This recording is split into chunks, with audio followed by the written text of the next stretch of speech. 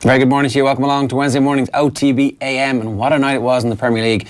Lots to get into, including a bit of a recovery from Manchester United from 2-0 down. But obviously the most important result from Liverpool fans' perspective was the 2-1 win for Newcastle at home against Manchester City. That is the end of Pep Guardiola. His team have choked.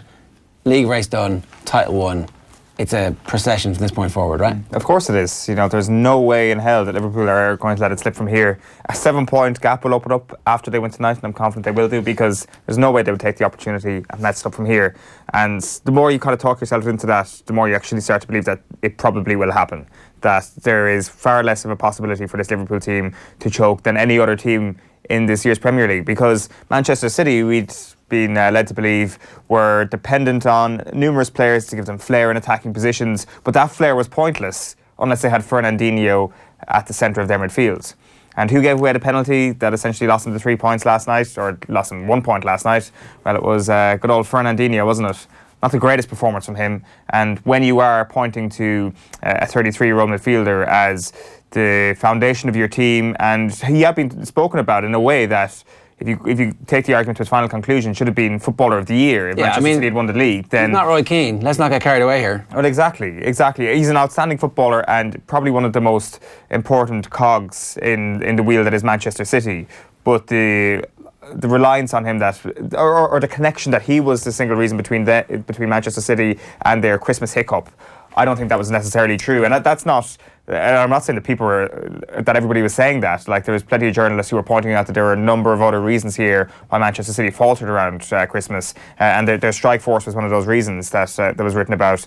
And I think that's kind of been shown in great detail last night. But it's just Newcastle, isn't it? It's the least likely situation you would have expected in the build-up to, especially going 1-0 down. You think like they might, if they're going to win a game and you're told they're going to win the game, it's like, well, it's a scratchy own goal or penalty very late on that is a complete fluke against the run play. But it wasn't.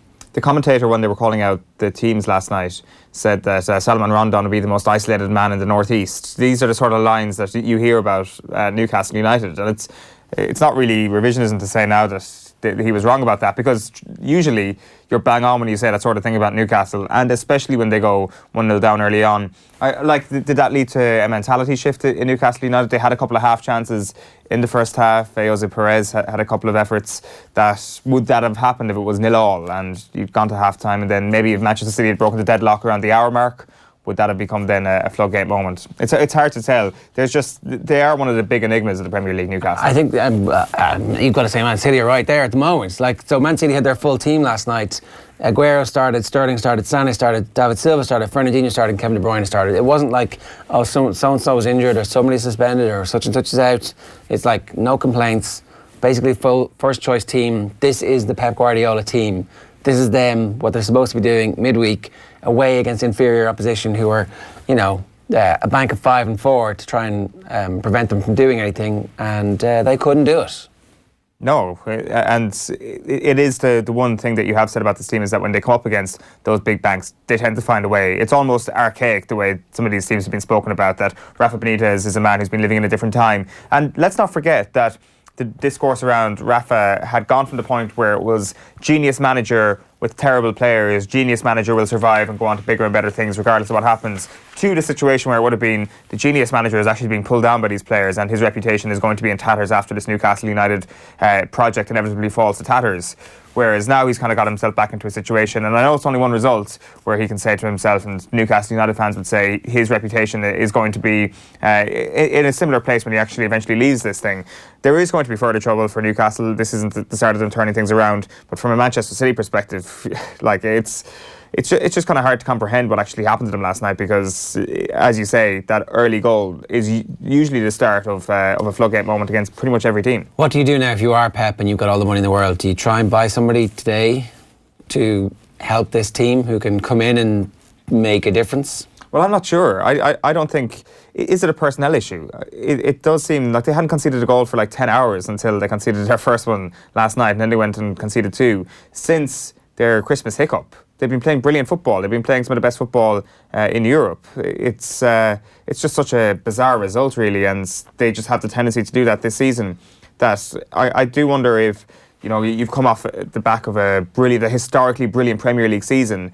How easy is it to just keep that run going all the way through to the end of the next season? Doing back-to-back Premier League titles nowadays is extremely tough, and the reason why that is because if you leave yourself open to any sort of complacency at any point in a season, you will lose games that you presumably shouldn't be losing, because there are quality teams still near the bottom of the Premier League as well, and quality players.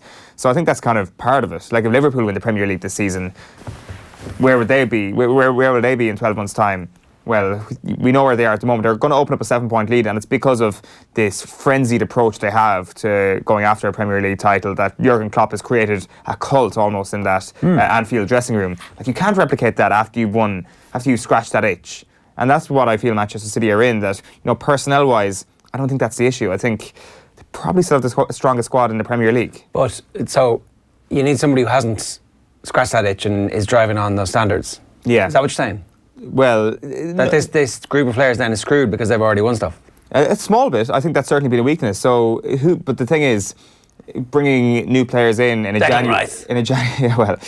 January window to try and rectify that's not going to cure what's going on here. I don't know. I mean, is there do they need a big lad up front that they can just knock it up to from time to time? Well, I don't know. Like Andy Carroll.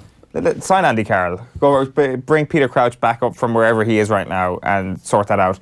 Like, the thing is, though, the contradiction at this point is Manchester City in the Champions League over the last couple of years.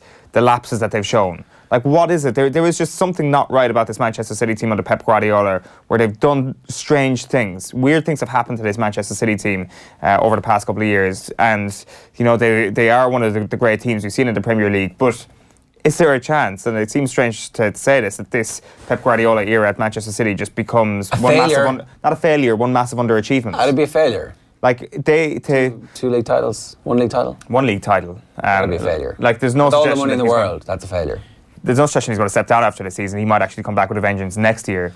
But maybe he will. Maybe he will. And I would say that if this is done and dusted, he doesn't win a trophy this year, you have to say that it has been an underachievement from Pep Guardiola's side. But while also admitting that what we saw last year was some of the best football we've seen in the Premier League era. Aidan Connolly says, nice stress-free 2-0 win tonight, lads. Here's hoping. But even when you see Aguero scores in the first minute, like, oh God, this is going to be over. It's like, and then, time for bed. Yeah, pretty much. But it wasn't. I don't think it will be a stress-free 2-0 win for Liverpool tonight. Leicester City tends not to allow stress to be absent in these sort of situations. Of course, they did Manchester City over Christmas, and they have enough nasty people in their squad to you can almost, it's like having PTSD before the fact. Liverpool fans this morning looking at the face of Jamie Vardy, James Maddison, looking at their smirking faces. James Maddison, though, you know, takes defeat well. You can almost hear the scream, you know, when sometimes they're celebrated so close to a camera, you can hear the scream from a player. You can almost hear that already. And to be honest with you, I don't want to see Jamie Vardy kind of postpone the Liverpool title parade. We haven't even talked about Man United and the Solskjaer magic. All time. Yeah, I mean, allowing your team to be beaten into a hole 2-0 at home by Burnley, not a great look. But the last 5-minute recovery is the type of thing that, okay, you know what? I mean, I understand that you screwed things up at the start, but finishing well is very important. They can thank Jeff Hendrick for giving away that penalty. Marcus Rashford does take a Mo Salah-esque dive. That was not diving, says Jurgen Klopp, by the way. You don't need to bleed for it to be a foul in football, he says. The dive I'm kind of referring to is the one Mo Salah did against Brighton when Pascal Gross takes him down stupidly in the box, which was a penalty, but also you kind of make the most of it, which I think maybe you kind of need to do in football at the moment. So it's not really cheating the referee as such, Rashford last night, but he did go down like a sack of spuds, there's no question about that. And Jeff Hendrick stupidly put his arm on his shoulder, which was relatively needless, I think, in the situation. Pogba buries the penalty, and then Victor Lindelof pops up with the equaliser, who has kind of turned into a player where you're like, this guy is actually good at football. We didn't know this. The sort of general improvement has kind of manifested itself in the defenders as well, but has it done so in the defence as a unit? I think there's major question marks over that still. Yeah, not done yet. Shane Stapleton retweeted the stat last night. Man City have now dropped more points this season than the whole of last. 16 already this season, 14 all year last year. So, what are we, 4 months left to go? That's not great. Okay, so we do have a pair of tickets to give away to Ireland against England. All you need to do is retweet or share the stream. You can follow us at Off the Ball AM on Twitter. You can tag your mate, and we're going to run this for 24 hours. The winner will be announced on Thursday's OTBAM. Just use the hashtag OTBAM and tell us you want those tickets. We would ideally like you to share our stream on Twitter or indeed on Facebook, and we can also search through the YouTube comments as well. This is from your buddies at Glenisk, Owen. Yeah, exactly. Two great gifts. Well, one great gift really for one lucky winner, because we can't share the happiness between multiple people. You know, it would be cruel if we said no, you can only have one ticket. So it is a pair of tickets, premium tickets no less, to Ireland against England. Are you going? I am. That you kept that quiet? I did, yeah. I only found out yesterday during the show. And congratulations. It's lucky for some people, isn't it, this week that you get to go and witness a great moment like that. I've never been to a Six Nations game. All right. I'm just there cap in hand outside the Aviva every week, and I'm like, oh, back home to watch it on my television once again. So that's going to be me on Saturday. I mean, they still don't show all the replays for the stuff that isn't on TMO. Still, going to live sports events is not quite as good an experience as it is at sitting at home.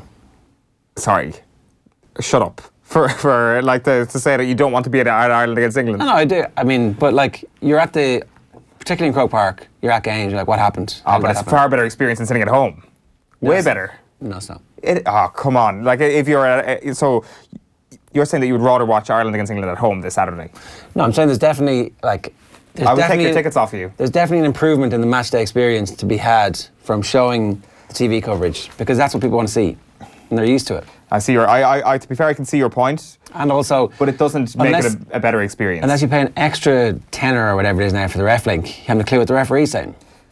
Does it cost €10 to actually buy one of those things? Obviously, maybe it's 8, but sure, you know, kind of coinage. So coinage, yeah. I can see it. Like, there's certainly some times when you'd be in Croke Park and you're like, yeah, I need to see that thing again. But if you sit in the press box, that guy over there is dead. He's lying there. He's bleeding. What happened? Oh, nobody saw nothing. The main point here is that I've got absolutely no sympathy for your first world problems, talking about not being able to see the replays. When I'm sitting at home on Saturday, getting to see the replay time and time again, I will have zero sympathy as you're sitting there in the Aviva Stadium, wondering whether or not that was a high tackle. It's not an either or. It's not an either or. We can improve a lot collectively. That's all I'm saying. My heart bleeds. Got to have higher ambition in life. What's coming up for you? We'll tell you now. It's a great show today. We've got Annalise Murphy coming up a little bit later on, around about 9 o'clock. Going to do the sports news with Darren around about 8:50 today. Darren Cave, the Ulster and Ireland Centre, is going to join us to talk about donuts and coffee. Yeah, not a very healthy sideline for a sports person to have, but we'll get into that a little bit later on.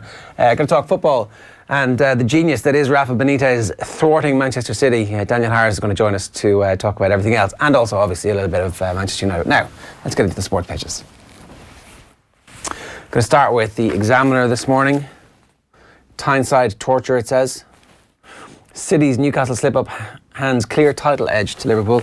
And then Donald Lenihan, this is the most anticipated Six Nations I can remember for some time. And then they've also got a feature on Ulster's glory days in Europe. There's also some great comments from Tomás O'Shea. I'm not sure if it's carried in the Examiner here, about there being no confidence in Cork at the moment in football. Cork's not really a football county, he said this time last year. It's predominantly a hurling county, he said, and he's standing over that. There was a few good lines where he was talking about, I'll find it in the other piece a little bit later on. He said he doesn't want to be seen as a Kerryman being critical of Cork. You were brought up to supposedly hate Cork and see them as your biggest rival, but feck it, like, I'd love to see them going well. So he's teaching and coaching in the school. I don't know, is Tomás O'Shea the future for Cork football? Should they get him involved? Yes. Okay, maybe he's not the future for Cork football, but should they get him involved? Yes. Any sort of expertise that's hanging in around their county at the moment, which Tomás O'Shea constitutes, they should get that person involved. There is a reluctance, and a natural reluctance, to get anybody from Kerry involved with Cork GAA, and maybe they need to get relegated to Division 3 for that to seem necessary. But I think at the moment, you know, unless he is an inside agent, he's not really doing a good job of covering up being an agent if he's saying stuff like that. If he is like working for Kerry GAA's version, if he's like 007 for Kerry GAA, then he's probably going to say something different in the press than what that is. Well, you wouldn't send somebody high profile to Cork if you didn't respect them as much. Do you know what I mean? Yeah, well, you see... Like, they'd send you to Cork. Yeah. They sent you to Dublin. No, obviously, they're not doing a great job there. You've just blown my cover. But that's exactly what they want you to think. Sorry, there was one thing I did mean to bring up about... so yesterday, it emerged that Owen had been cheating on us with a rival broadcaster on Monday night on Terrace Talk. on Radio Kerry. It was his Radio Kerry Terrace Talk. Radio Kerry debut? I think so, yeah. All right. I'm not sure. Well, no, I would have been on Radio Kerry as like a kid speaking to Santa. Yeah? Yeah, that was good times. Got to speak to the big man himself on Christmas Eve, 2003 maybe? 2003, just when, what's that movie that you knew really well? Elf? The Spy Who Loved Me. Oh, it's by Austin Powers. Austin Powers, yeah. Just the first time that came out. Anyway, mad that you're talking to Santa and watching Austin Powers at the same time. But anyway, so this is effectively your debut. It's a big deal. Terrace Talk, obviously, legendary. If you missed the show last evening, listen back on the Radio Kerry website. We had a fantastic lineup, including at Ron Kerry, Ron Bernie Breen, at Thomas Scott, Brian Sheen, Barry Don, and where you got dropped, Owen? Oh my God! You got dropped from the list of people who are on the show. They cut you sickening. out. They edited you out after your performance. Nobody told me about this. Did you libel somebody? Did you say something bad? Did you reveal the truth too much? I used the word defensive football when describing Kerry's play on Sunday, so I don't think I'm ever going to be invited back into the county again, let alone dropped by Terrace Talk, the scandal. We still love you. Right, on to the Times Ireland edition. Van der Fleer to get nod over O'Brien, so there's a bit of team news beginning to come out, certainly the speculation anyway, from Kieran Kennedy and Kieran O'Rahillig is that it's going to be Josh Van der Fleer with O'Brien potentially starting on the bench. Now, there is also one line here. Schmidt's first choice fullback Rob Kearney sat out the Portugal training camp in order to get some minutes under his belt with Leinster, but failed to convince against Scarlets. Still, Schmidt places a huge amount of value in the veteran's experience, particularly in a key fixture. Addison, Larmour and Andrew Conway are Kearney's main rivals for the full-back spot. Well, Times Ireland have not got the same information as the Irish Times, because the Irish Times are saying that Henshaw is set for a full-back role against England. So, a little bit of intrigue coming out. Sometimes I wonder if the Irish camp are like sending their ravens out in different directions to the messages are different. Well, the ravens, and it's a good way of finding out which raven is going to which particular journalist. Now, I don't think they foresaw what the Irish Times did, and they were like, you can't actually decipher which raven has got which message, because we're going to put two of the recipients on the one byline. So they put Gavin Cummiskey and Jerry Thornley together on the byline there, so the RFU have no idea which one got the information. It's great, isn't it? All the intrigue. All agreed, price rises, says Horan. So John Horan, the GAA president, came out fighting yesterday in an hour-long appearance at the Seanad. He became the first GAA president to address Seanad Éireann and then listened for about an hour as senators mostly spoke in positive terms about the association. So basically, the senators used the opportunity to grandstand and tell everybody how great they are, which is kind of exactly how Irish politics has worked for about 100 years. Tickets are now 30% more expensive than they were at the height of the Celtic Tiger, said Rose Conway-Walsh, a Sinn Féin senator. But then Paudie Coffey and Aidan Davitt, two fellow senators, took the opposite view and argued that the GAA ticket prices still represent a great value for money. So, there you go. Horan did have something else, did he? Oh, they sold 3,000 more season tickets. It is hilarious that, like, when somebody as high profile as John Horan goes into one of those Seanad committees, the quotes that come out are from the senators and not from John Horan. Like, I know there were always John Horan quotes that came out, but it just turns into John Horan is basically a conduit for senators to put across their own views. Oh man, it's so crap. Those bits where the senators don't say anything except fill their 8 minutes of talk with, well, when I went down, I traded that team, I sponsored that team, and my family gave this money here, and geez, GAA is great, and any tickets? Well, as we've known, senators don't get tickets for All Ireland finals. Do they not? Remember? They're not all guaranteed. Remember Mayo official 2 years ago? What's her name? Oh, was she? Senator, yeah. She was a senator. Well, I don't want to get because there's a senator I have in mind. I don't want to get it wrong, but she was asking for tickets and didn't get them. Is that what happened? Yeah, or wasn't there something? Anfield scrap. Hey, get it? Did you get it? Yeah. What is it? Anfield rap. Hey, Anfield scrap. League leaders Liverpool can overcome tricky Leicester test. I don't even know what price they are at this stage. But and then Harrington forced to take a rain check with Sizing John. So disappointment with the news that Sizing John's much anticipated return to action will not come this weekend at the Dublin Racing Festival after Connections decided not to run the Gold Cup winner from 2017 at Leopardstown. There had been a chance the 9-year-old would have his first start since December 2017, but Jessica Harrington revealed she would wait. The wait would go on until underfoot conditions are considered suitable. So still, the weather just not great. I've already done the times, and then to finish up on this, Tip roll out, big hitters and new drive to fund hurlers. This is a great story from Colin Keys. Commercial board recruits high-profile figures in bid to find new revenue sources for senior side. So, Niall Quinn, Alan Quinlan, Louis Fitzgerald, owner of the Louis Fitzgerald Group, AIB Chief Executive Declan O'Rourke, AIB Head of Corporate Banking Simon Scroop, Mick O'Keefe from Teneo, Michael Madden and Brendan Murphy, who all have executive roles in Teneo. John Tierney, Chairman of the Corporate Subcommittee of the Tipperary Supporters Club, is also involved. And so that's a high-powered group basically going to go and raise some money for tip hurlers. They're going to have a gala dinner in the Mansion House in April to honour the 8 living captains from their 27 All-Ireland hurling successes. And it seems that it is specific to hurling, is it? Yes, it is. To fund the hurlers, says the headline there, rather than the GA county as a whole. Did Teneo come on board for both codes or just for the hurlers? Presume so. It's there's been a real, the last 6 months for Tipperary hurling has just been one big statement of intent, really. Ever since Sheedy was appointed, since Teneo have come on board, and now this yesterday, they're going after it. They're not going to leave any stone unturned, that's for sure. We're going to move on to some of the tabloids. We'll start with the Irish Daily Star this morning. Tune in the dumps. Pep stunned by defeat, says the headline here.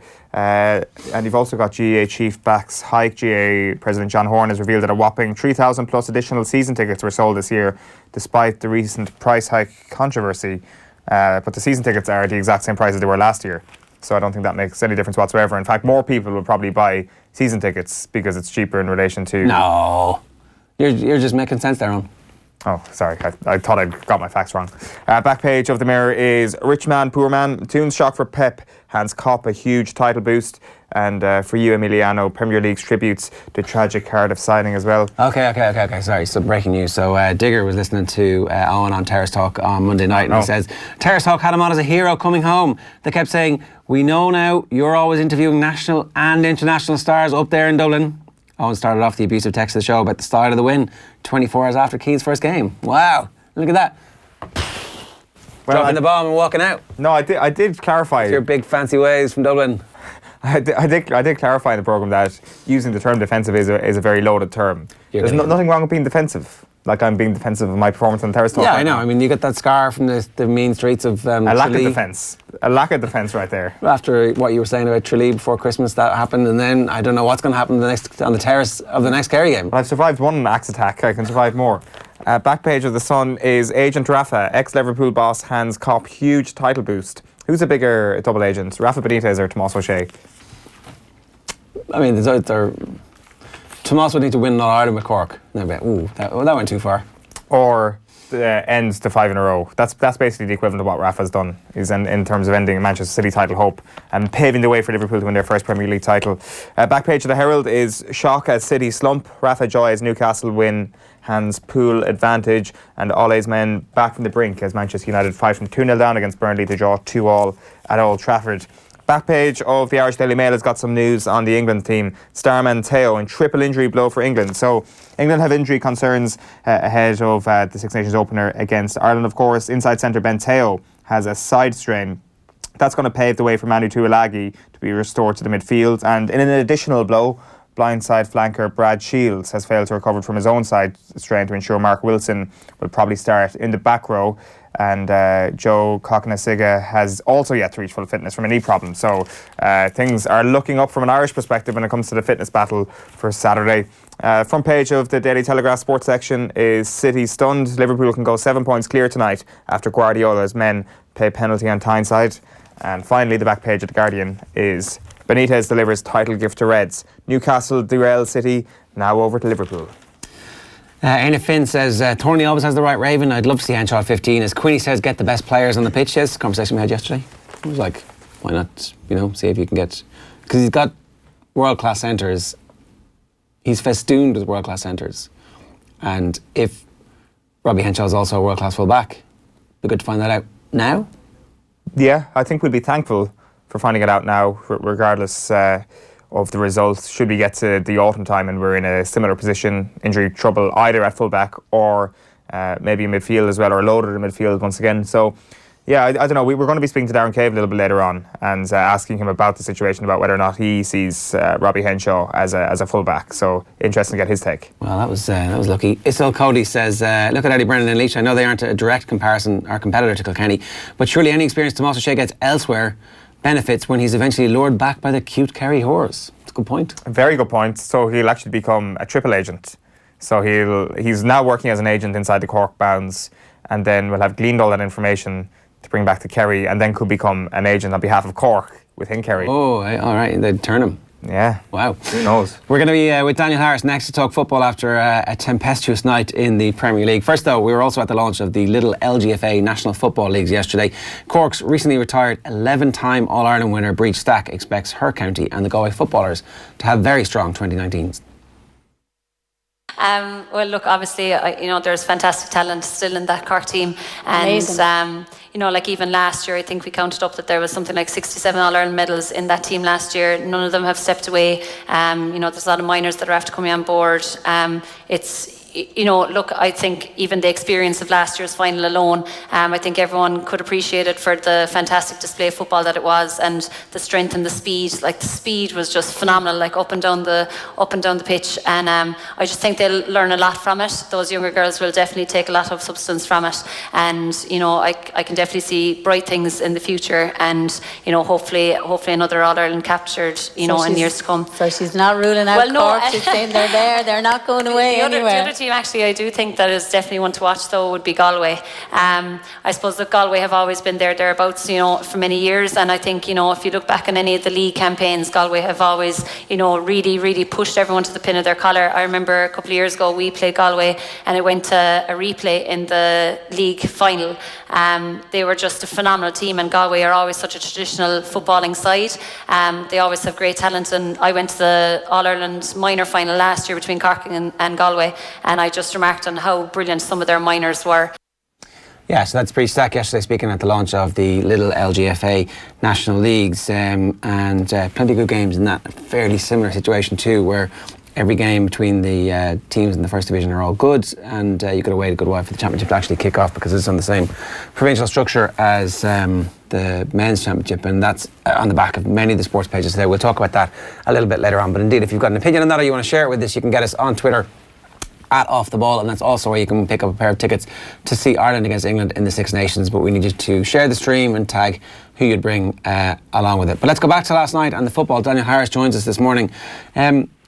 Let's talk about Rafa Benitez, because what he managed to do and what he's managing to do at Newcastle is fairly unparalleled as far as I can see in football history, where he's managing to shield one of the most repugnant ownership groups. Well, actually, no, now that I think about it, Alex Ferguson did exactly the same thing for a long period of time, where he managed to make everybody believe that supporting a football team was about supporting the team and the manager, as opposed to actually, helping the evil empire to continue. So, fair play to Rafa Benitez is the short way of me trying to say what I'm saying.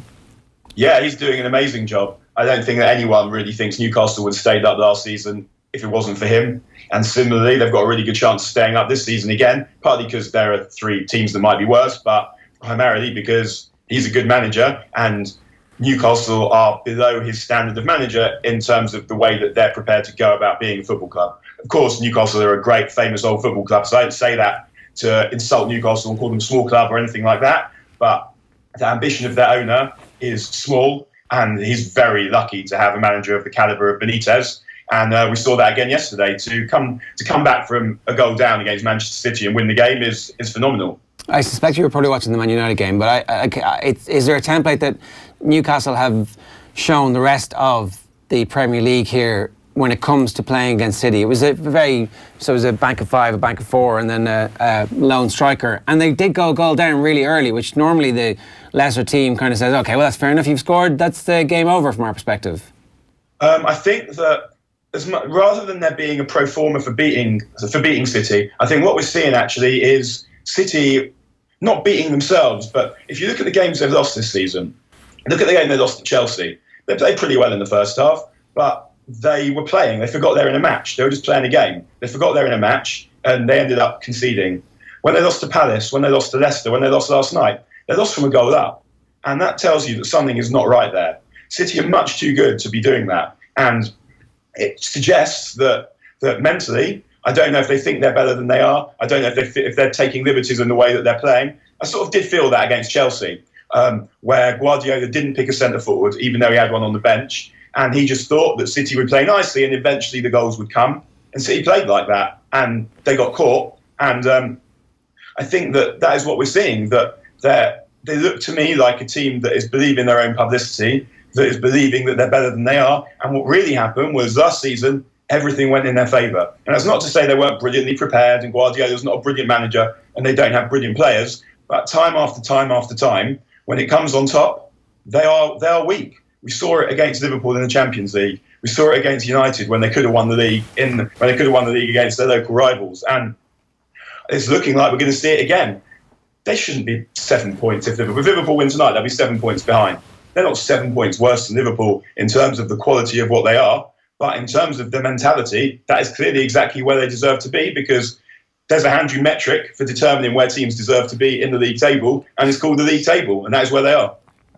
I think you're definitely onto something there, and I do wonder if Pep Guardiola and his relationship with perfection is actually a damaging thing for someone like Manchester City. That you look at the couple of games they lost over Christmas, the Andros Townsend goal, the Ricardo Pereira goal, two ridiculous strikes really that ordinarily don't happen in sport, but it seemed to kind of knock City back a little bit. The Salman Rondon goal last night was relatively bizarre as well. He could have ballooned that ball anywhere. Who knows what would have happened?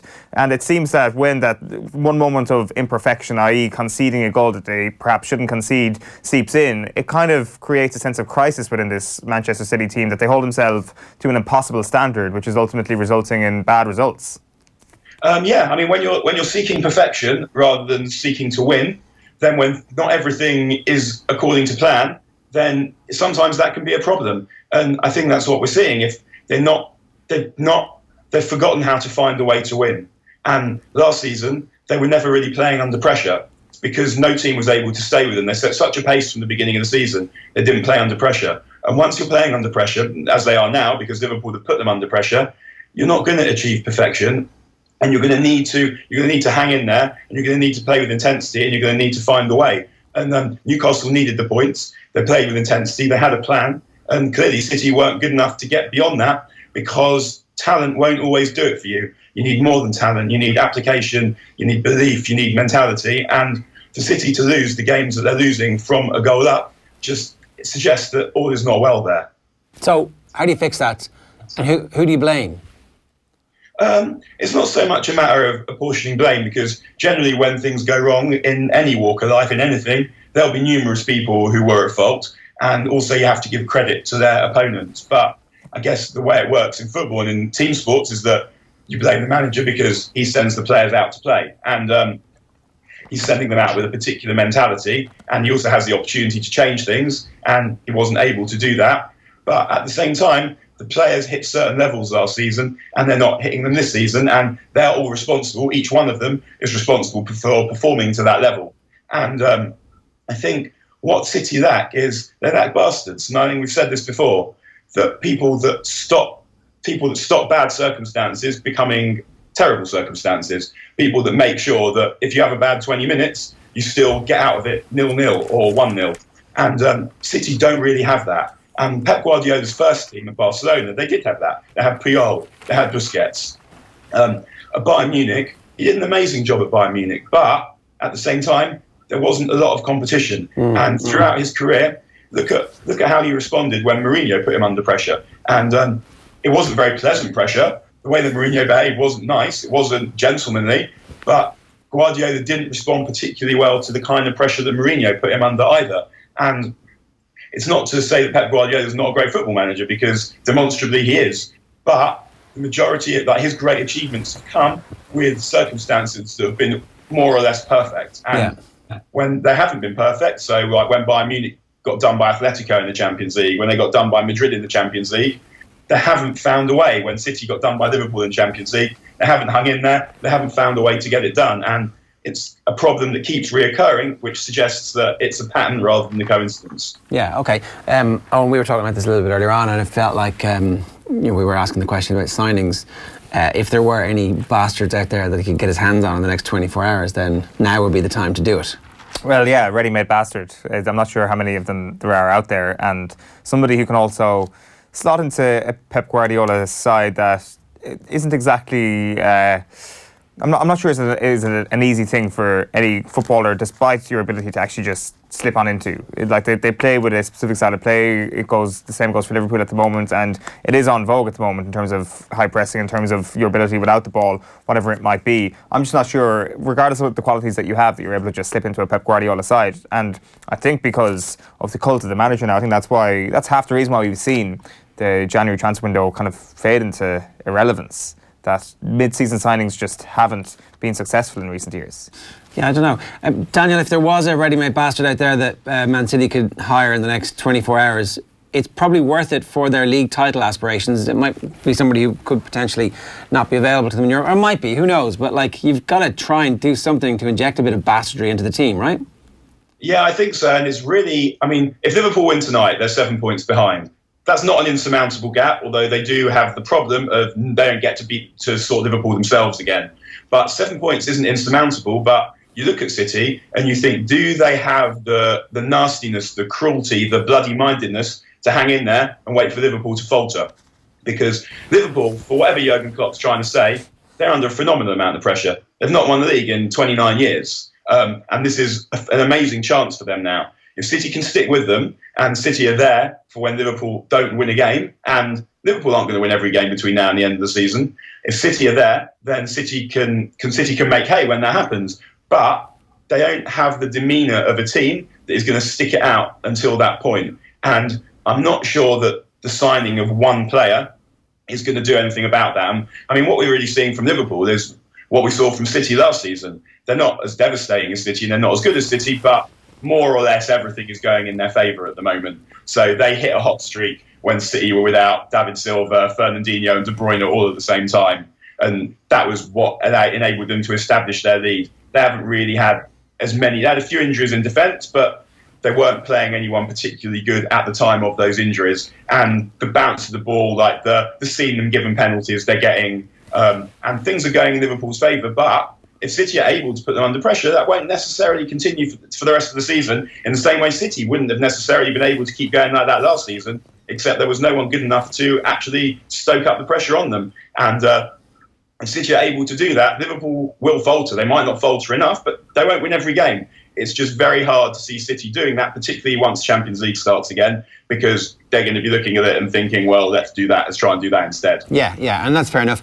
I should talk to you briefly about Man United's performance last night. Reading your tweets, the best part about the evening was the fact that there was definitely a throwback to happier times when Manchester United would find themselves in a hole and the rest of the world would be like, oh, we're going to start watching this now just to make sure that I don't miss one of the remarkable comebacks. So there's a bit of the magic there from what happened last night, but there's also still a sense that they don't quite have the depth of squad for Solskjaer to be able to actually pick not his strongest team. He can rotate, because we saw it at Arsenal on Friday, but I felt like he took one liberty too many, and not playing Pereira, who is a young kid, and he was giving him an opportunity in a game that United would expect to win. But the front three was a Mourinho front three. And United looked more like scoring than they did under Mourinho, because they were getting men in the box. In the end, it was probably one change too many, so that Lukaku wasn't going to play, Martial was, but then Martial got injured in training. But then at that point, you have to think about trying to have as many of that front three that worked, Lingard, Martial, Rashford, as you can. And what he did was he brought Mata in for Lingard. That was a fair change to make, but you can't then move Rashford out to the left as well. I thought it would have made more sense to play Rashford through the middle and play Sanchez than it made to play Lukaku. And we saw that. But what we also saw was what happens when you put teams under pressure from the beginning. So although United didn't make very many clear chances in the game, Burnley had to spend pretty much all of the game defending. And when it comes to the last 10 minutes and minds are tired and bodies are tired, you see mistakes like the one Jeff Hendrick made when he fouled Jesse Lingard. He didn't need to make that foul, but the amount of pressure he'd been put under over the course of the game, the amount of running he'd done, the amount of concentrating he'd had to do, leads players to panic. And that's why United got a penalty when, to me, they didn't particularly look like they were going to score. It looked like they'd run out of ideas, but they kept at it. And that was something that's different. And that was often the way that it happened under Fergie. They might have the opponent on the rack, but they wouldn't necessarily be creating chance after chance. But the hard work, the graft that they put in in the early part of the game paid them out in the end in terms of an error. And then once they got the first goal, it did look quite a lot like they were going to get the second goal. And another 5 minutes, and they probably got the third goal. But it's weird because although Solskjaer made a mistake, I felt, in the selection, he ends up coming up smelling of roses again because they managed to find a way to get a point. And if they can beat Leicester at the weekend and City beat Arsenal, then that point will be the point that lifts them a space in the table. So it still worked out quite well because people are asking, well, United haven't even been behind yet under Solskjaer. What are they going to do when they're behind? And we saw an emphatic answer to that. And slowly, one by one, I was very circumspect when he got the job, much as I wanted him to do it and much as I felt he had a lot of the qualities that would make the job work. But one by one, he's ticking off all the questions that you might have against him. And I actually think now he's probably the favourite for that job, and things would have to go quite wrong for him not to wind up getting it. When you look back at the great Man United teams that Ferguson built, he always had a central midfielder who was capable, or a pair of central midfielders who were capable of dictating the pace. And at the moment, it doesn't really look like this team is built. It clearly isn't built the same way. It was never intended to be built the same way because that's not how Mourinho wanted his teams to play. But I don't know if it's an assumption correct or not, but you would think that Solskjaer does want to get back to being able to control the pace of games, and that would suggest that they will be in the market for central midfielders of that type. Am I right about that?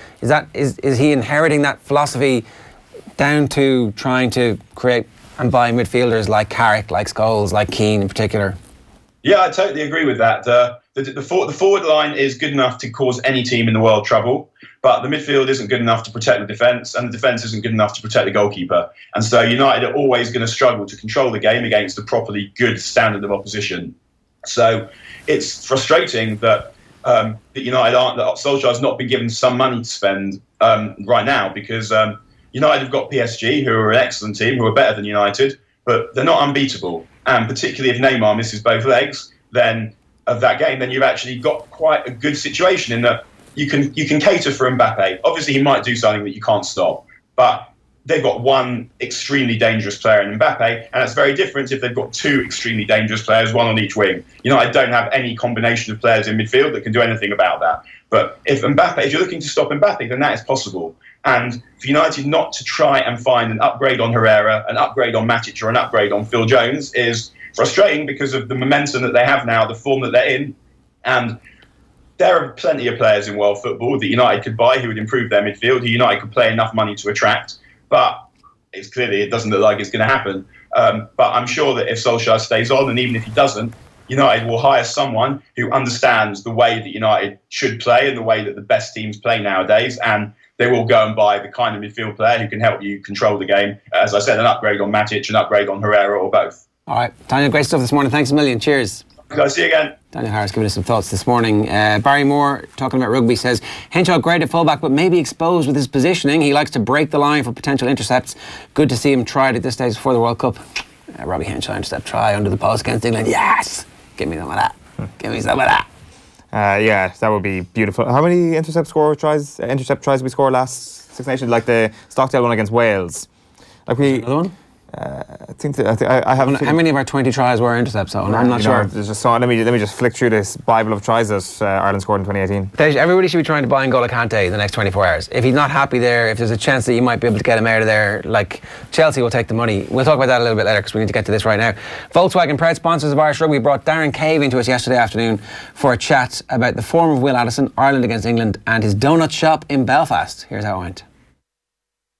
So Volkswagen, proud partner of Irish Rugby, will be at the Aviva Stadium this Saturday as Ireland take on England in their Six Nations home opener. Come down to test your rugby skills and win great prizes, and see Volkswagen Ireland's social channels for more information. And with thanks to Volkswagen, Darren Cave has popped in. How are you, Darren? Not too bad, thank you. How are you? Not too bad. I'm not sure when the last time we were chatting to you was, but certainly I was just saying to you before we came on air, the last time I was listening to you was probably doing punditry before Christmas. You're all back to full fitness now. Obviously, it was a thumb injury that kept you out for around 8 weeks. Are you back up to full fitness now? Yeah, I broke my thumb in about October time. Ended up being quite nasty. I was out for about 8 weeks. And then, I've been back for the last few while. I haven't probably played as much rugby as I'd have liked, but Stuart McCluskey and Will Addison have been playing some good stuff in the centre for Ulster, so can't complain. So I'm spending more time watching rugby and talking about rugby at the minute, unfortunately. Is that something you deliberately tried to do, especially when you're kind of forced out of the game for a little while, just to try and figure out a few other avenues that might be useful to you down the line? It wasn't something, I suppose, that it wasn't the injury. It's just something I am interested in. I suppose when you've been around professional rugby as long as I have, you do pick up a thing or two about it. And what's great about Irish rugby at the minute is there's such a buzz around the national team and the 4 provinces, and I enjoy talking about it. Now that I'm a bit further removed from the national team, I, like any other fan and any other, I wouldn't call myself a journalist yet, get excited about the games. I get excited to see who Joe's going to select, and I get carried away with the whole hype of the whole thing, so I enjoy it. It's great. Yeah, for sure. That distance kind of helps a little bit as well. I'm sure when you're talking about Ulster as well, maybe it's tough when you're inside in the camp a little bit. Yeah, exactly. I mean, when you're on the fringe of something and you're not involved, it can be tough because you feel left out. You feel like you could be there. You feel like you should be playing. And there was times in my Ireland career and in my rugby career where you're just missing out and you're seeing what's happening on the pitch. And while you're happy for the team and you're happy for the guys, you do feel a little bit left out. Whereas I'm so far removed from the Irish setup now that I sort of have no, there's not one part of me that feels like, I should be on the pitch or deserve to be on the pitch. So I just, as I say, I just love it. I just love seeing, A, because I know some of the players pretty well, and B, just because I'm an Irish rugby fan at the end of the day. Is Dan McFarlane someone who encourages you to do things outside of the rugby pitch, especially when you might have a little less to do when you're injured? Yeah, I mean, Dan is... Dan, first of all, he's a very intelligent guy, and he's very into psychology and stuff like that, and it's something that I think's growing throughout the 4 provinces, not just through Dan McFarlane, but through Rugby Players Ireland. They're always encouraging people to develop their skill sets, do other things, and I'm not too sure what I want to do when I stop playing, but I think getting a bit more involved in the media and stuff is certainly something that I enjoy. And I don't know if it's something that'll happen more when I retire. Because you're also involved in a coffee and donut shop. Yeah, Guild Ship Coffee and Donuts. It was a former teammate, Callum Black, who's now at Worcester, and it was kind of an idea that got out of control. You're chatting and it'd be fun to do this, wouldn't it? It'd be great crack. Yeah, we should do it. And the next thing we paid a deposit. So it's been great. Callum got the idea because what's happened in Dublin over the last few years. Belfast is pretty much just like 5 or 10 years behind Dublin. Like any trend in Dublin, I think you could take to Belfast and be ahead of the game. Really? Is that how it tends to work? Yeah. That's definitely how I would view it, and I think a great example of that, not only the coffee scene, which is growing in Belfast but massive in Dublin, but donuts. I think there was an article in one of the Irish papers within the last year, and it was sort of said RIP to the cupcake. And the gist was how there's between 25 and 30 donut stores in Dublin at the minute. But there wasn't in Belfast, but handmade donuts, they are delicious. Yeah. So it was a bit of a gap in the market, tagged along with the growing coffee culture in Belfast. And for me, the biggest thing has just been learning.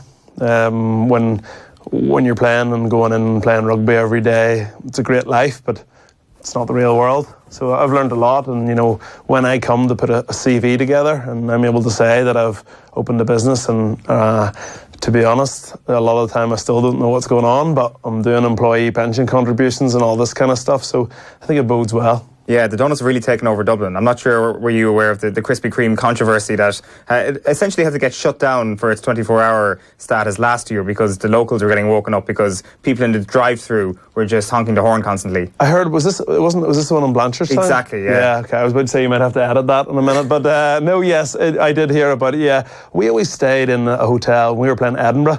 I forget the name of the hotel, but there was it was out of the centre of Edinburgh, at kind of like a roundabout, and you've got your like KFC, and there was a Krispy Kreme at it, and that was probably about 5 years ago, and that was the first time I'd ever come across this Krispy Kreme phenomenon, which is exactly what it is. And are they overrated?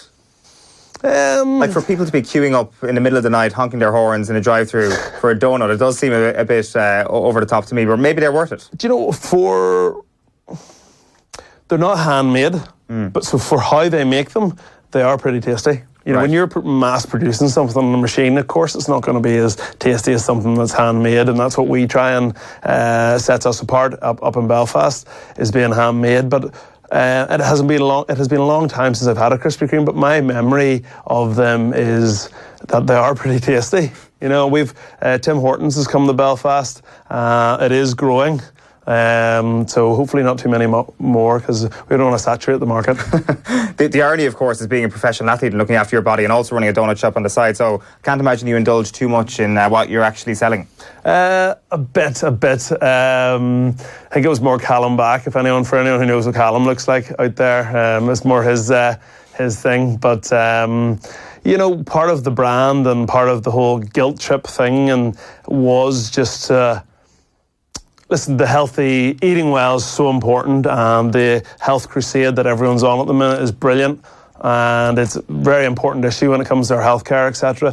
But at the same time, we just kind of wanted to step back from that, and they're not. Well, I joke to the guys that they're protein donuts because there's protein in them. It may be only 1 gram of protein per 100 grams of sugar, but you know, it was kind of a stepping back from this whole high protein, low fat. This is just a treat, and that's okay to have every now and again. So that's the way we try and market it and brand it. It's not, you know, it's not supposed to be super healthy. It's just to be something that people enjoy. Is life very different for somebody starting off in Ulster now on that level, say, to when you started off, like in terms of looking after yourself, in terms of nutrition, in terms of the stuff that you're putting into your body? Yeah, and I've noticed even in my career, big changes through what the information we're being given about what to eat. You know, like early in my career, creatine was a big thing. I don't know if it's still like in other sports, or people still, but it's massively sort of dwindled, I would say. And then there was a stage where immune function became incredibly important, and the idea was that through our nutrition we should be actually trying just to not become sick. You know, if every player misses 2 days sick in a season, and there's 40 players, that's 80 training days you're missing. So forget about anything else. If you can keep the squad, you know, from the common cold and stuff like that. And then now, you know, it's gone back, and people are worried about their macros and stuff again. So it's changed. It's like anything in rugby. It just keeps changing, and people come in and say these things are better. And I suppose one thing I will say is, yes, I mean the young guys now are picked up so young, and they're sat down at a very young age and told what to eat, and they have far more information, and I suppose that's up to them what they choose to do with it then. Yeah, you mentioned creatine kind of going out of the game a little bit. Is that supplement culture in general just kind of having been phased out a tiny bit? I've no idea. It's just it's not something that's been discussed. It's not like somebody said, don't take this. I don't know if it's in like other sports or in the health and fitness industry. It's just something in rugby that I remember. I think at the time I might have been studying sports science, you know, and it was quite a, you know, ATP and all, creatine and all this.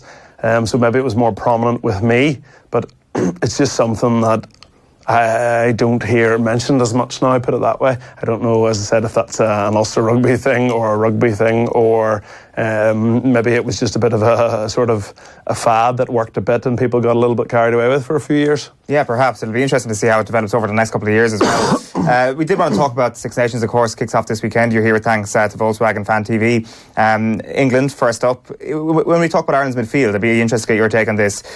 There has been some suggestion that Rob Kearney may not be in a place to start the first game of the Six Nations. He's often proved us wrong, though, in the past, and that Robbie Henshaw could potentially move to 15. What are your thoughts on that and Ireland's first choice midfield?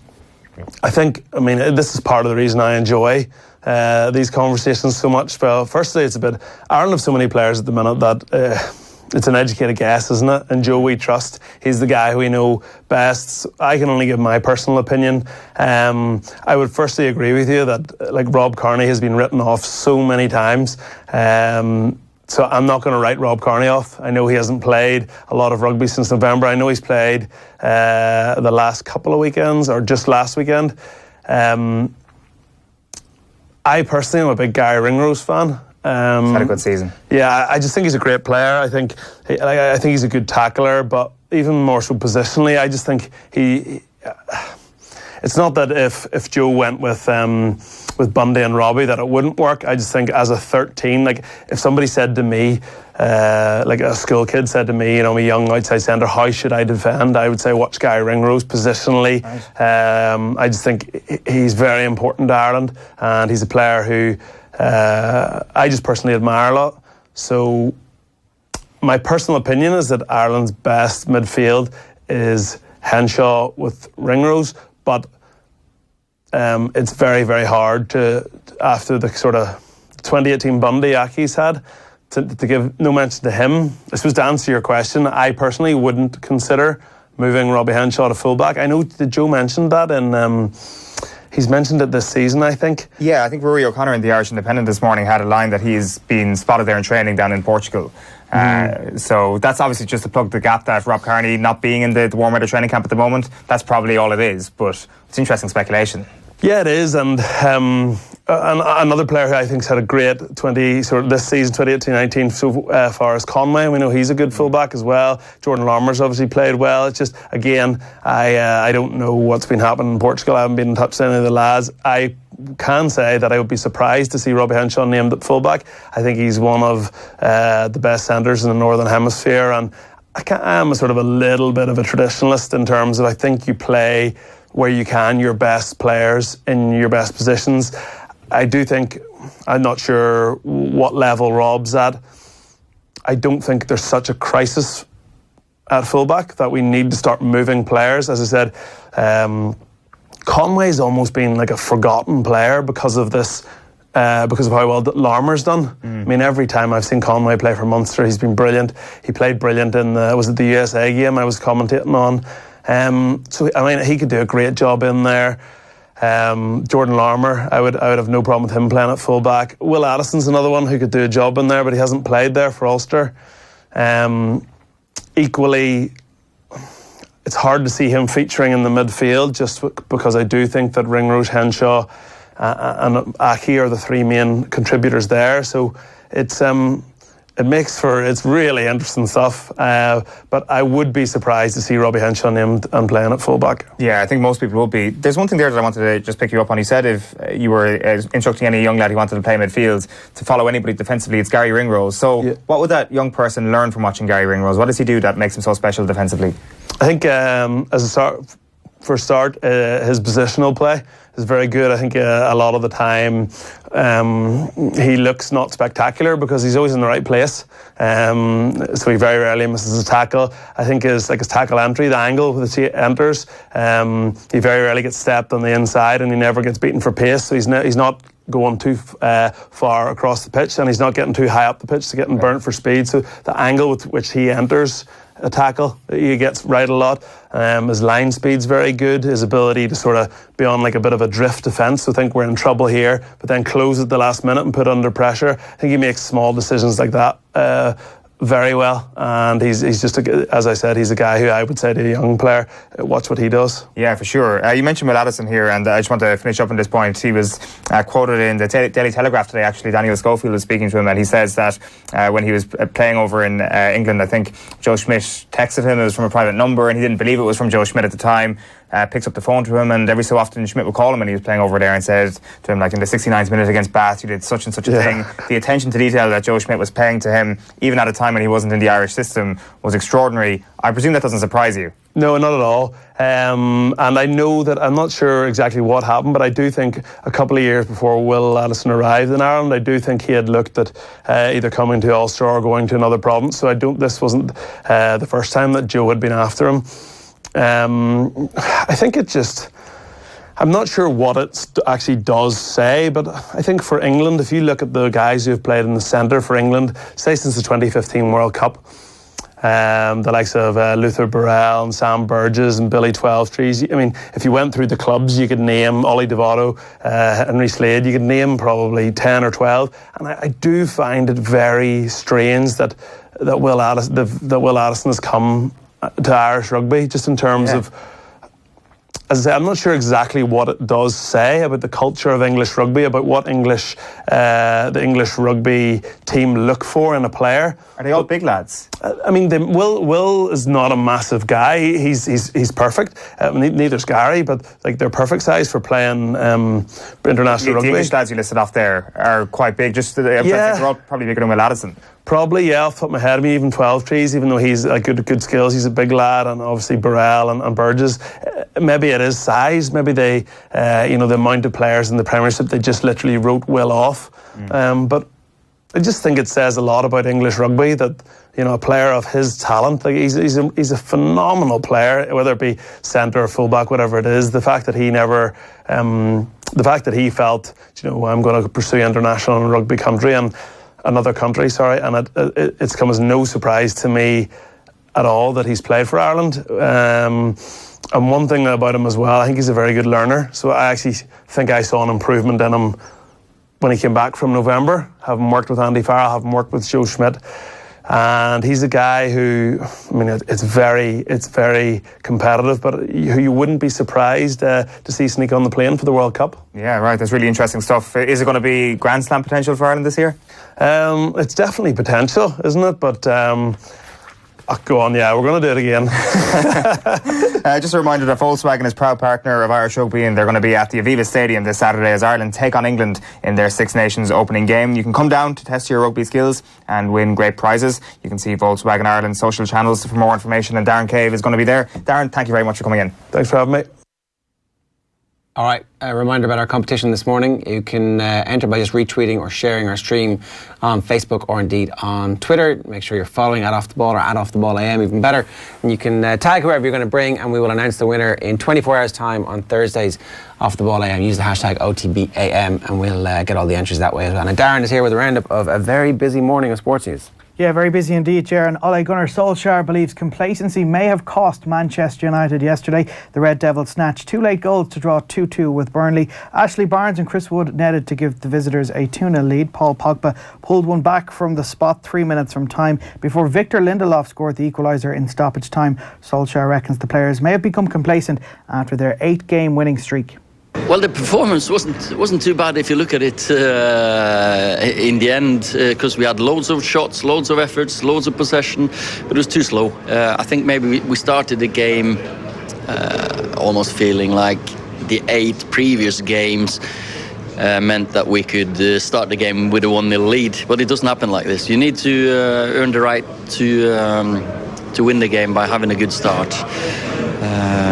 They made it difficult for us, but then again, we had a great comeback.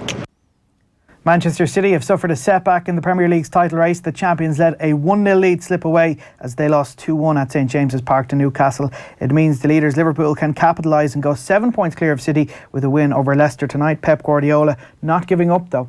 Well, when you are behind, always you cannot lose points. So now I don't know tomorrow is going to happen, but of course. But still, we are in January. Today is the last day in January, or there's tomorrow, so we are still in January. We have a lot of games, but when you are behind, you have to push. When you are in front points, you can drop points. But when you are behind, you can do it, you have to avoid it. But most the fact for the points is the fact that today we could have done better. But it's what it is. Sometimes it happens. It's a lot of games. Sometimes I understand the players are mentally, but it's therefore we have to do. Now at the other end of the table, Fulham manager Claudio Ranieri is confident they can claw their way out of the relegation zone. They produced a stunning comeback from 2 down at half-time to beat Brighton 4-2 at Craven Cottage. The Londoners are 5 points from safety this morning. Cardiff City remain 3 points from safety. Neil Warnock said his players put in an excellent performance at Arsenal in their first game since striker Emiliano Sala went missing. His side went down 2-1 at the Emirates. Pierre-Emerick Aubameyang and Alexander Lacazette got the Gunners' goals. Everton are up to 8th in the table after beating Huddersfield 1-0. Richarlison scored the only goal of the game from a rebound in the 3rd minute after his initial shot was saved.